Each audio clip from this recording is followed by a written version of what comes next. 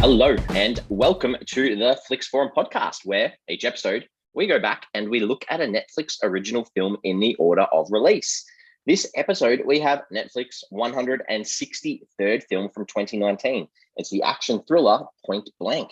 It's directed by Joe Lynch. It stars Frank Grillo, Anthony Mackie, Marcia Gay Harden, Teyonah Parris, and Boris McGiver. And sorry, Markice Moore. I'm Jesse, and I'm here with MJ. How are you? I'm good. Can't forget Markice Moore. No, I think I stumbled because I think I said that wrong last week. Markice, it just spelled a bit weirdly. Can't forget him. Oh, it is. Yeah, I'm just reading it now. Yeah, good call. Yeah. How you traveling? I'm good. Yeah, no, I'm good. This was a bit of a change of pace from what we've been doing, but I think it fit the bill nicely. So I'm looking forward to talking about it. Yeah, me too. I think it's nice to have a bit of an action film that we probably haven't seen in quite a while. This type of action film, anyway. Yeah. But we do start our show with our Fast Flicks. We could do a quick summary of the film. I've massively struggled this week, and I think this is possibly my worst one. So can you start us off, and then I'll give you mine, which is complete balls. All right. Okay. So mine is for Point Blank is an upbeat action that sees a nurse get unfairly pulled into a dangerous job with dangerous people in order to save his pregnant wife. Nice. I couldn't string that together. That's exactly what this is about. I've said a good guy, bad guy combo with a pregnant hostage and police on the chase. That's perfect. I thought that was absolutely horrendous, and I apologize because I just couldn't string anything together for this. I think that's really good. I mean, at its crux, this is a good guy, bad guy combo. Okay. That's the movie, right? Feel a bit better. That's good. Okay, excellent. Well, this one obviously is on Netflix, and we like to look at how it arrived on Netflix and how it's put together. So what can you fill us in on about that? Yeah, well, so the project itself was announced in June 2018. And by that point, it was a Netflix movie. So Netflix wanted to make this movie from scratch. Joe Lynch was already on board to direct, Frank Grillo, Anthony Mackie as our two leads. So the film itself is actually a remake of a 2010 film, which is the same name. But I think if you want to talk about the French version, it's called About Portant. So I'm glad you got that in because I suck at French. I have to assume that translates to Point Blank. So yeah, the principal production began on the 6th of August in 2018, shot in and around Cincinnati. Looks to me like I found that there was a reasonable budget for what this kind of film is. I'm hearing that it was around about $12 million. Yep. I've got some familiar titles just so we can give our listeners a bit of a feel for what $12 million can get you. Now, I like to go with pretty recent films, but it is worth mentioning that both Jaws and The Exorcist were made for $12 million. Obviously, a very, very different time. I think if you're making a Jaws movie right now, you'd be spending a little bit more to try and do some of that stuff. But in more recent years, The Fault in Our Stars, Project X, which was just a horrible movie. Have you seen Project X? I hated it. It's ordinary. Yeah. Same. Well, there's another. Yeah. Go. I was watching Project X and I was just like, when's this like gonna like be a movie? Like where's this like plot coming in? I didn't like Project X. On the flip side, 3 Billboards Outside Ebbing, Missouri is an excellent movie made for $12 million. Also Lion with Dev Patel in 2016. I've obviously missed one that you wanted to mention that was similarly as bad as Project X. Chronicle? Okay. No. I do pick and choose which one's the worst. It was Chronicle J.J. Abrams? No. Maybe he was an executive producer or something. Producer or something, yeah. That was. Well, what have you got? That was ordinary. No, that was it. Project X was my. I also put down there Hell or High Water. That was a good film recently too for 12 mil. And then there are a couple of good comedies that in between Jaws and The Exorcist, like Your American Pies and Ace Ventura too. So there are some good films for 12 mil, and I think this film, $12 million, has gone. They've gone a long way with it. I think. For what they're doing. Yeah. I think that's the point. Is it's not a big budget. And it's difficult to do anything, really fun with $12 million. If you look at the movies that we're talking about, they're all pretty much flat out. The good ones are good drama movies that are all about, the performances, and you don't need a lot of money unless you're trying to pay big name actors. But anyway, the film itself was released on Netflix on the 12th of July, 2019. Not too much more exciting that I did find, except for one little tidbit that I got on the IMDb trivia page, which normally is just like, did you know that these two actors were in the same movie together? That's like every time they just tell me that these two people were in the same movie together. Well, there was one of those about Frank Grillo and Anthony Mackie about them being Marvel movies. I was going to say, I think most people know that they are all in Marvel movies, but it just annoys me when you'll read about a movie and it's like the 7th listed cast member and the 9th listed cast member on like one TV show together back in 1985 or something. But anyway, I did like this one that, and mainly because it does tie back to our Netflix movie Wheelman, which was a movie that we did a while ago, and Frank Grillo being not only the main character, just like the entire film basically focuses on his story. In that movie, he is on the phone in the car repeatedly calling a man called Cheetah, who he's trying to get help from. And in this film, Point Blank, his character actually goes to the pawn shop and the bloke there is called Cheetah. And I really like that, mainly because obviously the Frank Grillo connection, but the fact that War Party, which is Frank Grillo's production company, also produced both this and Wheelman. So you know that it's actually a proper link. It's not just a coincidence. And I kind of like that. We never get to see Cheetah in Wheelman. And now I'm assuming that this was Cheetah. Yeah, it's all got their own little Netflix universe of Frank Grillo. Yeah, the Grillo universe. I did see a Frank Grillo film recently. I can't remember what it was called, but it was like your Groundhog Day type of film. And that was excellent. If you like Frank Grillo, sorry I can't remember the name of it, but I think he produced that as well. Good film. He's did a lot of stuff, Frank Grillo. Sure is. Just bringing it back, I guess, to this film. Like you mentioned before, based on French film, it's been remade across the world as well. It's been remade in South Korea. In South Korea, it's called The Target.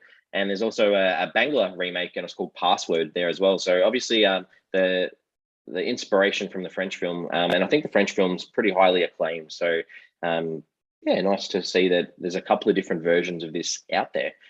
And that is interesting. Talking about translations across the world, there's a couple of different titles around the world. So in Greece, Italy, and Spain, it's called Point Blank, but it's got sort of a subcolon and it says Countdown. So all right. So Countdown. In Hungary, it's called Direct Target. Which sure. I think that's just a translation of the two words. in Japan, it's called Shoot for This Love. That's odd. Yeah. Same with China. It's called 0 Second Rescue. I don't know how that happens.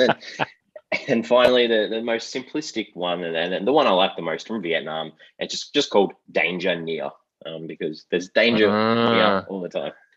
That is very true. They watch the film and like, hey, what was that about? Man, there's a lot of danger though, wherever they went.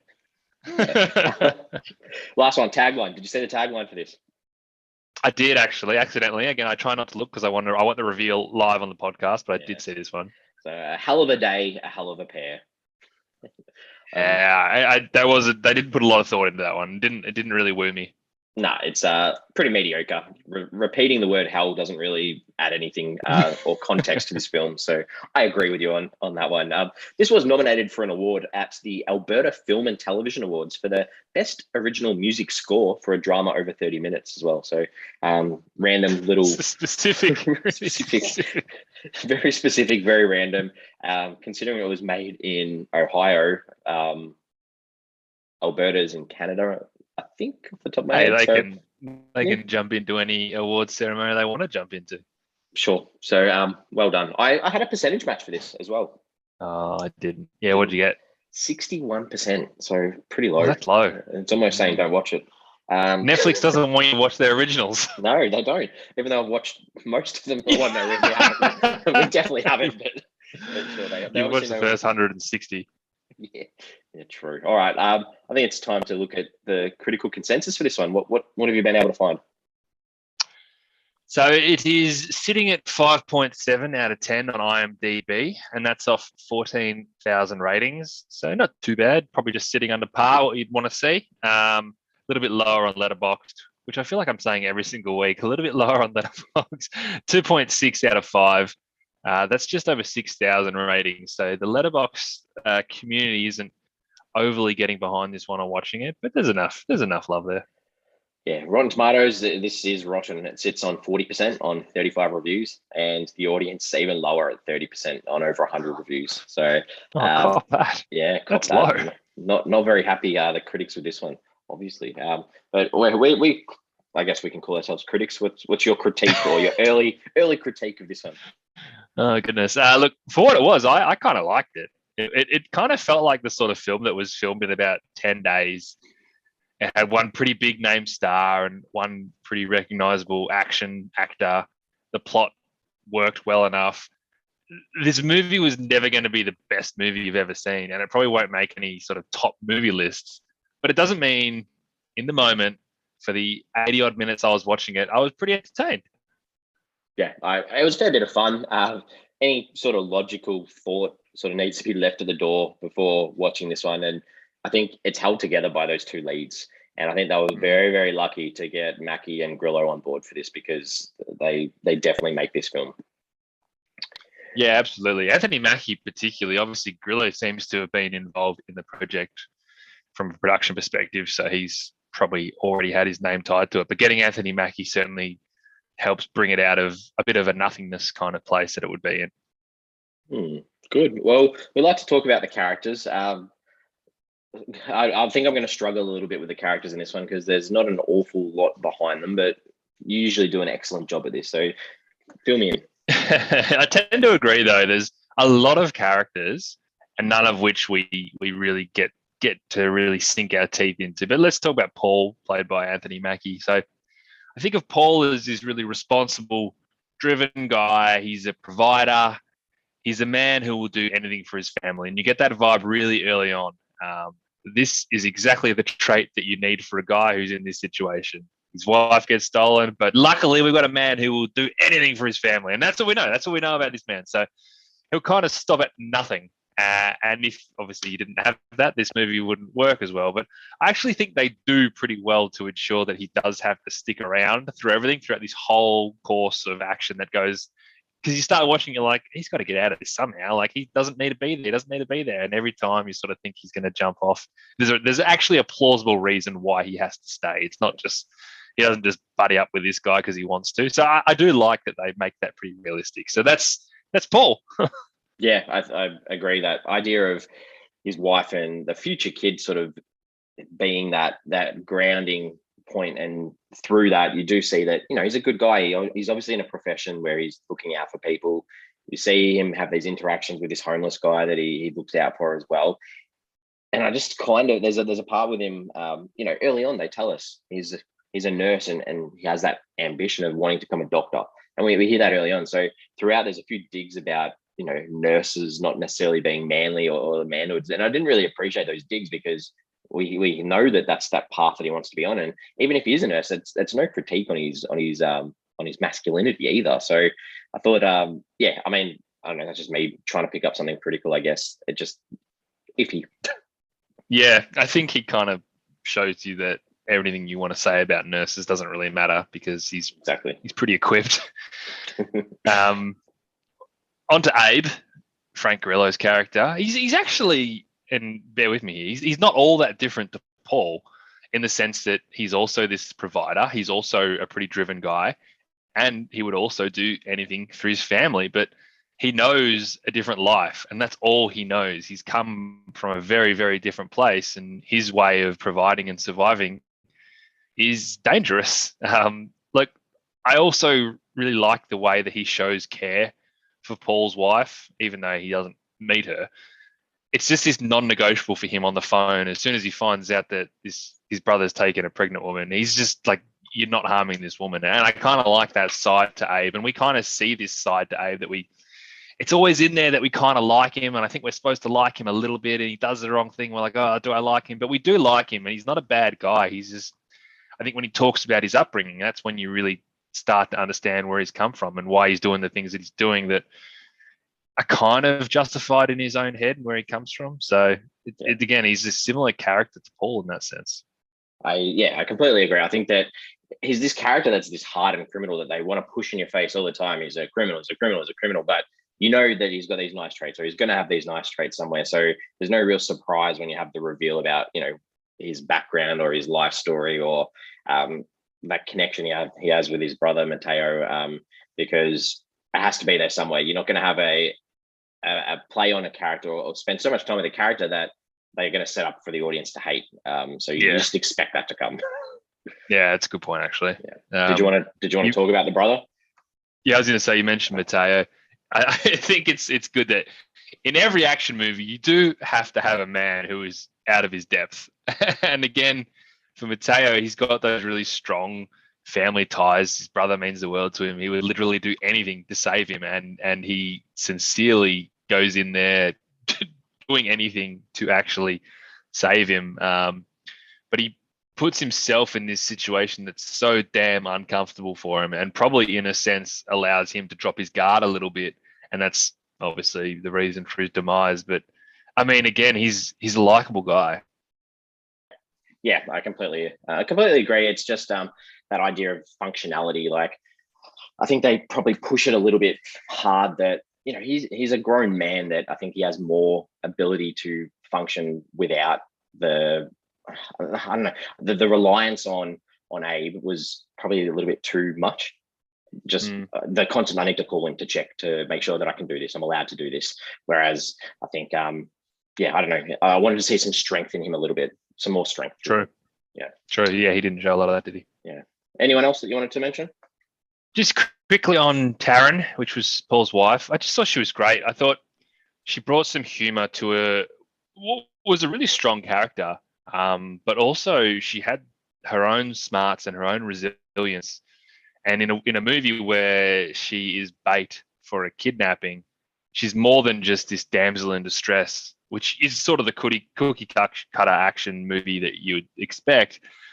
But it seems like a very deliberate decision by the filmmakers to ensure that women in this movie aren't portrayed as like a damsel in distress. And Taryn is perfect for that. Yeah, I think so too. And I think that performance really brought through that emotion and that fear of being pregnant and being in a situation that you can't control and being extremely stressed and imagine the stress of that situation.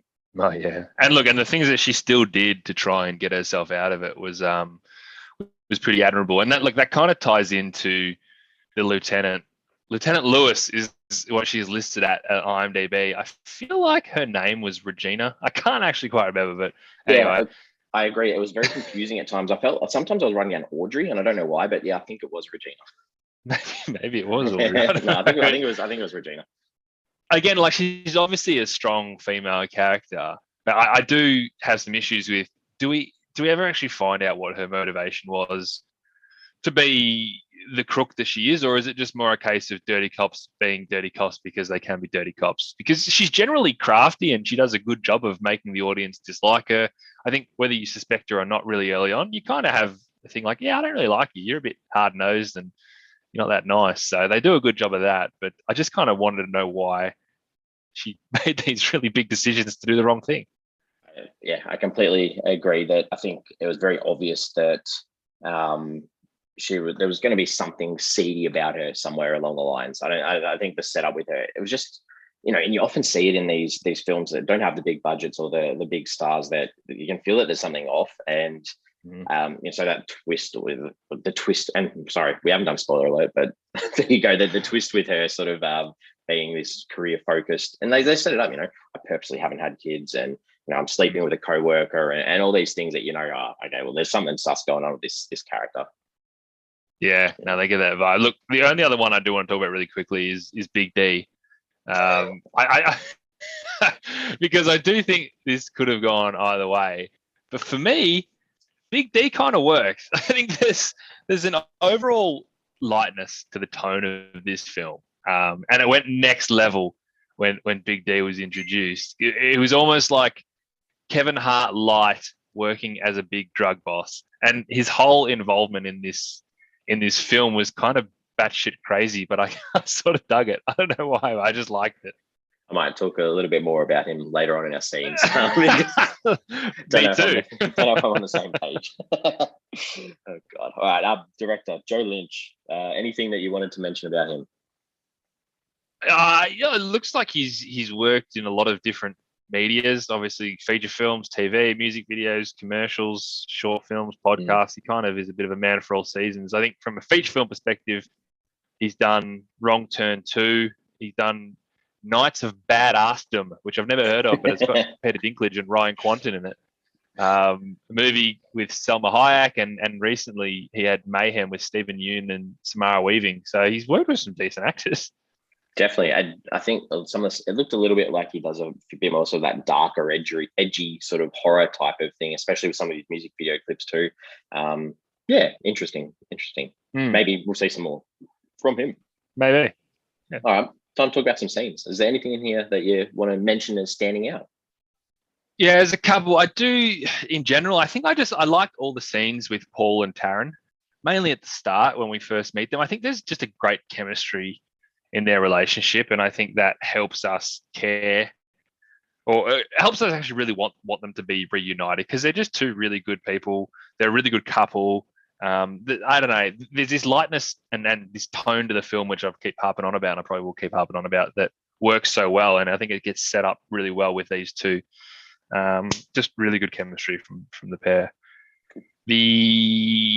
Probably the main scene that I liked was Mateo's death scene. I thought it was done really well.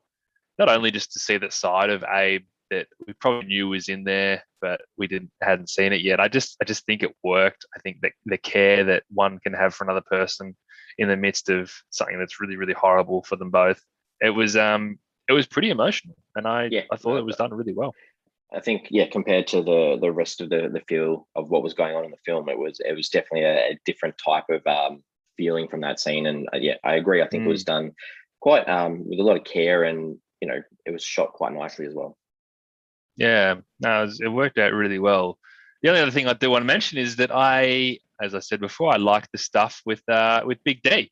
I think even the really bizarre movie stuff that was just wedged into the story in a somewhat important way, the fact that this guy is just like a movie buff and he wants to be a director, and because of that they got to set up this scene at the end where they thwarted the dirty cops altogether.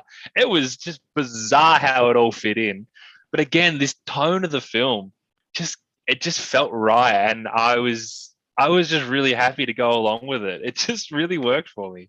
Good. I'm glad. I'll mention that a little bit later on, because I'll go through the things that I liked. And I think this is when Paul returns to the hospital, where he's told, you've got to get Abe out of the hospital, and he's filling the bag with the stuff. I just thought it was really cool, like around the table, the camera. Wasn't it? I was going to say that. Yeah. It played that. Even that the fact cool that he couldn't, like, when the camera was moving, he had to get there by a certain time so he could cross with the camera. That was really good. Really well done, and just the song added to it too. That I think it's the "Don't Push Me, I'm Close to the Edge." That was a cool song. And the other one that sort of really stands out for me is there's a car wash scene where there's this fight, and there's this old lady sitting in the car wash, and she's oblivious to what's going on, which is quite funny in the same way. And she gets out after the car wash and sort of expects a finish, like the cut and polish of the car, and the guy's like, "Get out of the car," and she's like, and what he says, "I've got a gun in my pants," and you see him drive off in the car, and she's like, "What sort of car wash is this?" I just thought, I had a good laugh. I thought that was hilarious. What did she say? She's got like pepper spray in her handbag, and he's like, "Yeah, well, I've got a gun in my pants." I thought that was great. What are some things that you didn't like in this one? This really annoyed me, that every time he got a message, I think it was Mateo, got a message from Big D, it was always the first message in a thread, even though we'd seen him, on your iPhone. It was always the first message in a thread, and it always had quotation marks around it. Like, like it was like Big D was quoting something. Maybe he was probably quotes from his favorite movies or something, but it just annoyed me. Like, it was just sloppy. Like, you could have at least just sent it once and then sent it again. Like, that's an easy thing to do. Is that because it was coming from an unknown though? So every time you get a different message from an unknown, it just comes as a new message. True. Maybe he's got a couple of burner phones. Yeah. All right. That's not bad, but it did just annoy me, because it even said Big D. So he had the contact save as Big D. Yeah. I think it did anyway. Yeah, I think it did.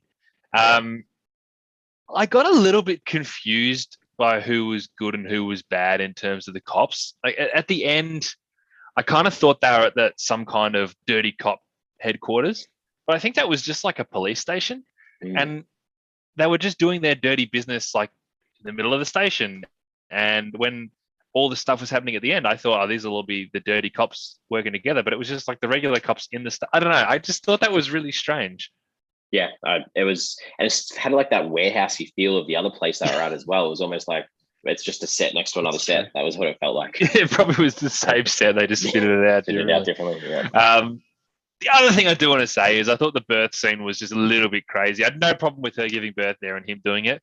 But when the cops came and like there's just been people killed everywhere, there's things going wrong, and there's a man like laying on the ground and all you can see is his back and he's got his hands in something. Like you're going to push a bit harder to make sure he puts his hands in the air. Or like even at least come around and like really see that she's giving birth. They kind of just stood back. He's like, she's having a baby. I'm not putting my hands up. And they're just like, yeah, no worries, mate. And just walked off. Like I thought they could have at least been like, this is not what I would normally see in this situation. So I'll check it out. Poor police work all around throughout the whole film. Yeah, for me, I think there's this where Abe and Paul, they're at that train station. Like there's this big train station scene where there's chaos. And as they're walking past, there's like this LCD screen with like this crappy wanted photo of the two of them. It just looks so out of place. Like nothing that you would ever see at a train station. I thought that just looked really odd. And when one of the scenes where Mateo is with Taryn and he's trying to make her feel comfortable because she's in pain and he just like asks, can I touch it? It just was really awkward. I was just like, it's so weird. And then I'll add in here, I know you liked it, but the whole gangster in that house, all those guys and TCM loving gangsters, it was I don't know, it just didn't add anything to the story for me. I know that we got a cool scene where they rolled a car down a hill and put it on fire and distracted everyone. But apart from that, I think I don't know if I needed to see too much more from them. I think I enjoyed that it was so batshit crazy. It was just like, what is going on here? I kind of like it. I like that you like movies. I like movies. Like it was, and I thought it was pretty funny too. Good. All right. Well, what are some themes or some ideas that this film was pushing? Yeah, obviously there's a big focus on family. Both sides of the ledger. Obviously, you've got the good guys, if you call them the good guys, and the bad guys, still very much influenced by families and basically doing whatever it takes, and like truly whatever it takes to protect and to save your family. There's obviously a focus on dirty cops. Just in general, the fact that I think I would have liked a bit more reason as to why they were dirty cops, but it was almost like, yeah, these people are bad people, and just because they're policemen doesn't mean they're immune to doing bad things. Interesting topic and probably a very timely one as well. And then just the idea of revenge and in a sense blackmail as well. Slight, not a huge theme, but it's still a part of it. What people do when they are threatened. And also what people do when they do seek out revenge. Not much more for me to add. But being there for your family, the police corruption, and the only other thing, good versus bad, the idea of morals too. Where do your morals stand when you're faced with the situation, and that ties in, I guess, with being there for family. And are you doing something wrong to protect them? And the same with the police. Are you doing something illegal to get what you want? So where do you sit on that side of good versus bad? Yeah. What did you take away from this one? Yeah, as I said before, like the tone of this film really worked, and I felt like they were very. This film, if you take the lightness out of this film, it becomes a very serious, gritty action movie. Like the stuff that we're actually covering in this film is pretty heavy. This could be a pretty heavy movie, but they do a really good job of keeping it light and keeping it fun. And it's not necessarily by humorous dialogue or anything more than that. It's just a tone that he manages to keep really well, and a lot of it is to do with the soundtrack, which I thought was fantastic. A lot of really good songs, but it also just helped that fun tone for some seemingly pretty serious scenes. And it's interesting to see the stuff that you can do with a soundtrack to ensure that you are setting the tone that you want to set, because you change that soundtrack and the movie's completely different as well. So I really appreciated that. I thought it was done. I thought it was a little bit different. And I thought it worked. I've literally got here. Soundtrack was sweet. And I really agree that the soundtrack added heaps to this story, but I am not 100% sold on the tone, maybe as much as you are. I felt like they needed to stick with one sort of tone the whole way through, because I feel like they tried to add emotional parts throughout. They tried to add, have humorous parts and with the action, I don't know, I just felt like either go the whole comedic sort of way the whole way through, and then towards the end, you get the concluding scene that sort of has that flash or the flash forward of where they're at now. I don't know. I just wanted to see. It just felt weird. We didn't see a reason why they were going to stay in touch or anything like that. I don't know. I just felt a bit up and down. It wasn't constant the whole way through. Yeah, fair enough. I think I more speak about it was just lighter than what you would expect from an action movie. So whilst there was a little bit of humor here and there was a little bit of emotion there, it's still that lightness never kind of left. And in the corny side of me was pretty happy that they're still on texting. They're still on the same sort of texting. It's still texting from an unknown number, so Of course he is. Yeah, he's super wanted. I'm pretty sure. Good on him for still being out there. Oh god! All right. IMDb. Did you jump on and check anyone out? I didn't. All the people that were semi-recognizable, I could sort of figure out how I knew them, like the guy from House of Cards who was the cop. I did see this afterwards. I didn't look at her. I didn't think of her at all. But the girl who plays Taryn is the one from WandaVision, the agent in WandaVision. Really? Yeah, I didn't know that. I didn't pick up on that at all. But I did see it afterwards. Oh, good. I did the House of Cards once for Boris McGiver or whatever his name is, Eric, the cop in this. I was like, you got such a familiar face. I was like, I have first thing House of Cards. I've seen you in heaps. So yeah, that was an easy one that you obviously picked up on. So that's good. I've never seen him in anything else, I don't think. So when I saw him, I was like, oh, House of Cards. House of Cards. Any questions that you wanted to ask? It's interesting that I'm asking this now because I probably could have asked this in lots of movies, but it really struck me in the birth scene that baby was obviously not a brand newborn. It was a young baby. And it makes me wonder who actually puts their newborn babies up for acting jobs, because that was a real baby who was probably a week or two old. Like, you've got to be really proactive about, like, there's a signing casting, signing your kids up before they're born. If you're making a movie, right, and you're like, oh, we need to shoot a baby on day 10, like, there's no guarantee that baby that you've got planned is either born or it's too, like, how does that process work? And in that process, who do I speak? Like, if you're about to have a baby, who do you speak to and go, hey, got a baby due on this date, anyone's filming around there, need a newborn, like, shout out. Like, who does that? Like, I would never do that. It's stressful enough having a baby, let alone putting it on set. There's probably a big baby database of all the babies that are coming up around family, friends. I don't know, but yeah, it's an interesting thought because a birthing scene in a film happens quite a bit. So absolutely. Yeah. I was thinking though, and I was thinking if you happen to just like strike gold and you're a baby in just this enormous movie that like people talking about for decades and decades, and in 30 years time, like, oh, this is the baby that was turned out to be with the scene when, I don't know, let's say like we saw a scene where Forrest Gump was actually born and then he goes up to being Forrest, and like, this is baby Forrest Gump. Like, those sort of things would be kind of cool, but yeah, that's just an interesting thought. There's a scene where Paul was like, after he's been beaten up in the hospital, he gets in the lift and he like pats his pockets and he's like, oh shit, what did he forget? Did I miss something? He realized that the guy had taken his security tech. Okay, good. Okay, that's why he had to nick the other ones. One. Okay, good. Thank you. I did not pick up on that at all, and I was sitting there going, "What's going on?" Yeah, surely you would have gone back in and go, "I've lost my tag." I don't know. I think he realized because the guy. Yeah, there's actually a scene where it's really obvious, a shot where he actually just rips it off him, because I'm assuming that was a big part of what he wanted to get. I don't know, maybe it had his address on it or something. He must have known where he lived. I don't know. Because we see the scene later on where they need the pass to get out of the car park. So how did he get out of the car park? Well, he got out of the car park because Frank Grillo just drove straight through the thing, but he was scanning. When the pass was, when he'd lost his pass, when he was coming out of the lift. So he wouldn't have been able to get out of the car park. It's a good point. Maybe anyway, he just pushed maybe the button and got help. Maybe that's why I didn't think. Yeah, I don't know. That was weird. Yeah, that's a good point. Yeah, that's just a plot hole. Like, I can live with it though. I might put it on IMDb so someone else can. Yes. How does Paul actually get out of the parking lot? Maybe he walked to work that day. Yeah, true. Because he gave the coffee to the guy on the way. Yeah, true. There you go. He there parked we go. underground. Parked on the street. We worked it out. Did you actually care about Abe or Paul? I did. Yeah, no, I did. Enough. Like, I wasn't enamored by have it like I didn't have to see them do well. And in this kind of movie, you knew that it was going to end well for them. I mean, there is an opportunity where Abe dies, but he dies like saving Paul or something like that.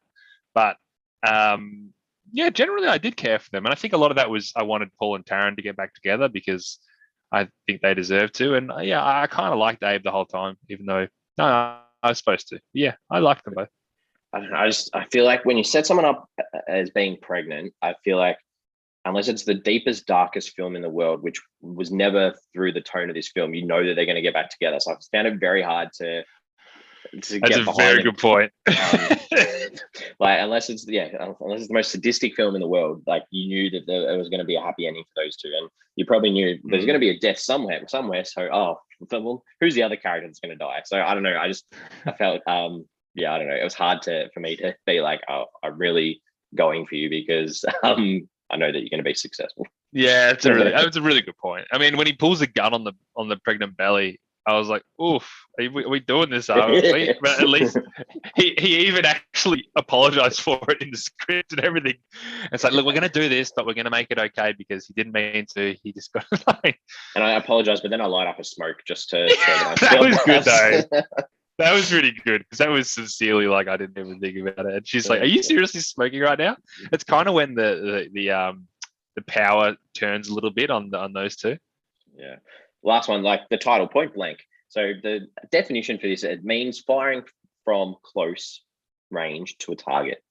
Can we add a better title? Because what part of this film was an actual shot from close range? I thought that the entire time. Yeah.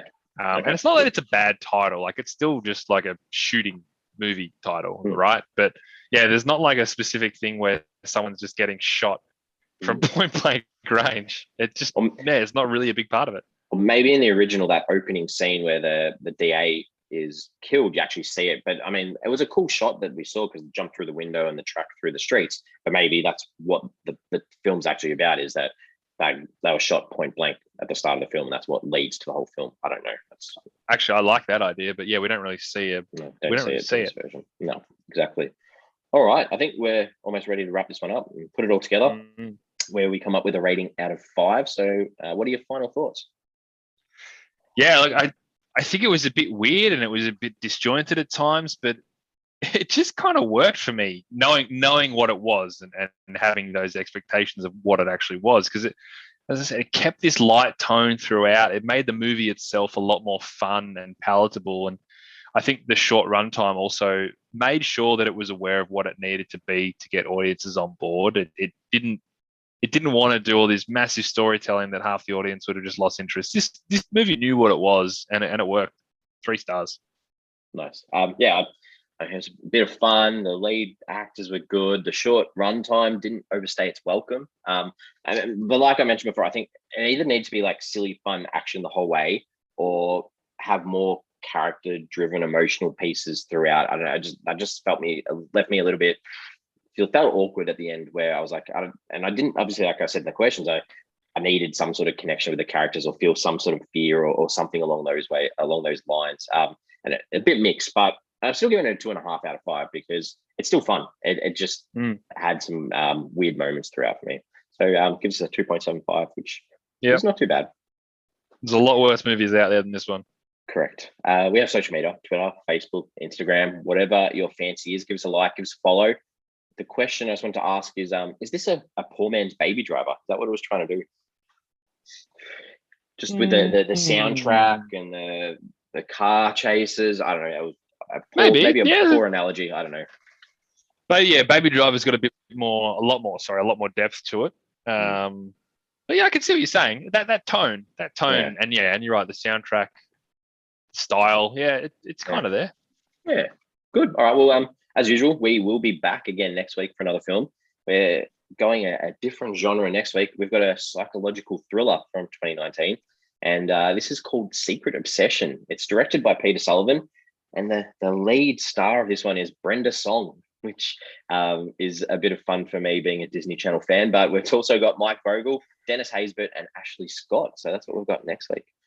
So I do remember when this one came out. This caused quite a lot of conversation. But I have no idea who Brenda Song is. Oh, should I save it for next week then? Maybe. Okay, Just by name, I don't. We'll save it for next week. I definitely know who Brenda's song is. This is around the High School Musical time, so we'll have a chat next week, and I'll fill you in on Brenda's song and her highlights on the Disney Channel. I'll be honest, I'm gonna probably Google it right now when we hang up. Okay, good. Well, I won't surprise you next week then. I mean, do it anyway, but I'm intrigued. Good. It's been good fun, and thank you for spending the time chatting about this film, which was a bit of fun. You as well. I'm sure we probably dug deeper into this film than most people have, so we hope you enjoyed listening. Super true. We'll see you next week. See you, mate.